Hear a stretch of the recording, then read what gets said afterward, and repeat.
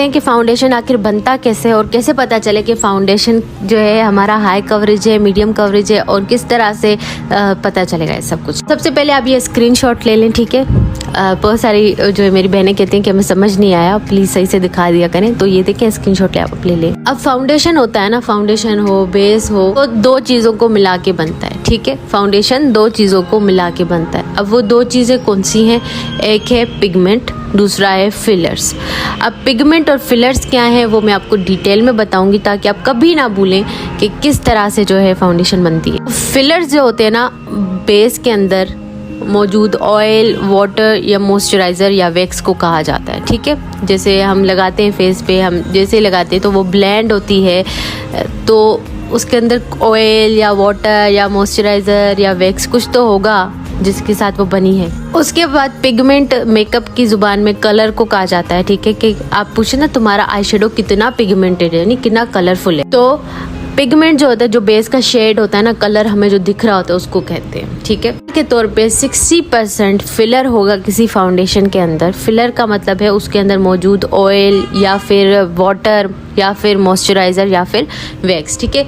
और 40% हमारा पिगमेंट होगा किसी फाउंडेशन के अंदर, कलर।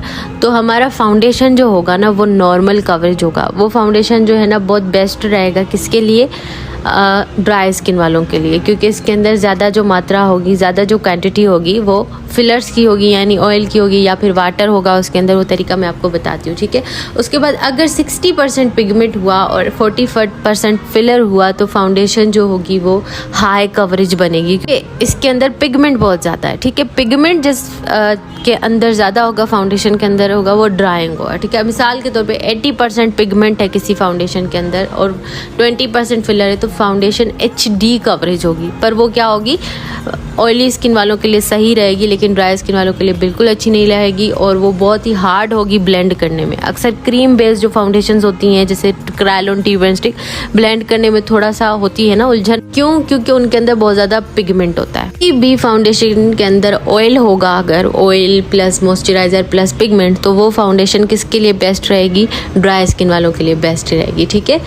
क्योंकि उनकी स्किन को चाहिए होती है ना ऑयल, तो उनके लिए वो बहुत ज़्यादा बेस्ट रहने वाली है, ठीक है। अगर किसी भी जो है वो फाउंडेशन के अंदर वाटर होगा, ठीक है, उनके इंग्रेडिएंट पे ना टॉप पे लिखा होता है सारा, वो मैं आपको दिखाती हूँ, ठीक है। अब ये देखिए यहाँ मेरे पास फाउंडेशन है काशीज़ की, ठीक है। इसके ऊपर क्या लिखा हुआ है? एक्वा वाटर इंग्रेडिएंट के अंदर, ठीक है, फर्स्ट पे। तो मतलब उसके अंदर पानी का यूज़ किया गया है। फर्स्ट पे जो लिखा हुआ होगा वही मतलब ज़्यादा यूज़ किया गया है। ऑयल्स भी होंगे, लेकिन जो चीज़ फर्स्ट होगी मतलब वो मेन यूज़ की गई है, ठीक है। तो फिर जो है ना, ये फाउंडेशन में हमेशा से कहती आती हूँ कि ऑयली स्किन वालों के लिए अच्छी है और उसके अंदर बहुत ज़्यादा पिगमेंट भी यूज़ किए गए हैं। अब जैसे फेस पे लगाते हो ना तो हार्ड टू ब्लेंड होती है।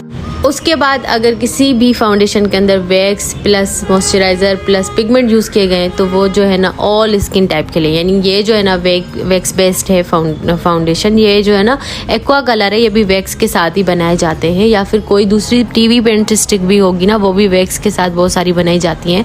वो मैं आपको आगे भी दिखाती हूँ कि कौन सी एक पेन स्टिक है मेरे पास जो वैक्स के साथ बनाई गई, यानी हर स्किन टाइप के लिए वो सूटेबल रहेगी। जो वैक्स बेस्ड होती है ना फाउंडेशन, वो ग्रीसी नहीं लगते फेस पे, ग्लोसी लगते हैं। एक फाउंडेशन है, इसके अंदर जो है ना क्या यूज किया गया है? ऑयल यूज किया गया है। तो यानी कि ये किसके लिए अच्छी है? ये ड्राई स्किन वालों के लिए बहुत अच्छी है, और ये क्रीम फाउंडेशन भी है, सही है ना। उसके बाद ये देखिए यहाँ पे डिस्टिल्ड वाटर, ये किसके लिए अच्छी है?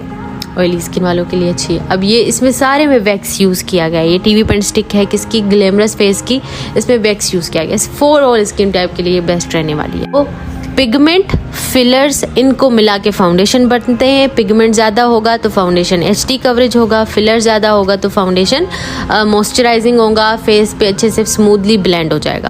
अब मैं आपको यहाँ पे एक छोटा सा एग्जांपल दिखाती हूँ कि ये काशीज़ का फाउंडेशन है ना, ये ऐसा है कि आप जैसे ही लगाते हो ना फेस पे तो वो जगह छुपा देता है, यानी कि इसके अंदर हाईली पिगमेंटेड है, ये हाईली पिगमेंटेड, ठीक है। और पर आप जब इसको ब्लेंड करने बैठते हो ना, जिनके पास होगी उनको पता होगा कि ये ब्लेंड बिल्कुल भी अच्छे से नहीं होता। क्यों? क्योंकि इसके अंदर फिलर्स नहीं है, यानी मॉइस्चराइज़र, ऑयल, वाटर, मॉइस्चराइज़र, ये ज़्यादा चीज़ें नहीं डाली गई, इस वजह से ये जल्दी से ब्लेंड नहीं होता, ठीक है। उसके बाद ये देखिए दूसरे हैंड पे मेरे पास मेबेलिन की फिट मी है। इसके अंदर पिगमेंट ज़्यादा नहीं है, लेकिन इसके अंदर फिलर्स ज़्यादा हैं, जिसकी वजह से ये अच्छे से ब्लेंड हो रहा है, क्योंकि इसके अंदर ऑयल, वाटर वगैरह की जो क्वांटिटी है वो ज़्यादा है। तो अगर आपकी स्किन ऑयली है तो हाई कवरेज वाली फाउंडेशन आपको सूट करेगी, लेकिन ड्राई स्किन वालों को कभी भी जो है ना मोस्ट पिगमेंटेड फाउंडेशन नहीं लेना चाहिए अनटिल और अनलेस फाउंडेशन आपका मॉइस्चराइजिंग ना हो, यानी आपके फेस पे लगाने के बाद अच्छे से ब्लेंड हो जाए। मेरे पास क्रीम बेस है, ठीक है, इसको हम जैसे ही लगाते हैं फेस पे तो अच्छी खासी कवरेज दे देता है। इनके अंदर भी काफ़ी पिगमेंट होता है, जैसे क्रायोलन ट्यूब पेंस्टिक हो गई, आप जैसे पूरे फेस पे लगाते हो तो थोड़ा हार्ड टू ब्लेंड होता है ना, जल्दी से ब्लेंड नहीं होता, तो इसलिए इनके अंदर पिगमेंट ज़्यादा होते हैं। कुछ फाउंडेशन से उसे फेस पे लगाने के बाद गायब हो जाते हैं, या ना कवरेज ज़्यादा नहीं होती, बस पर शाइन और बहुत ज़्यादा आती है क्योंकि उसके अंदर फिलर ज़्यादा होते हैं, ठीक है, मॉइस्चराइजिंग होती हैं वो काफ़ी।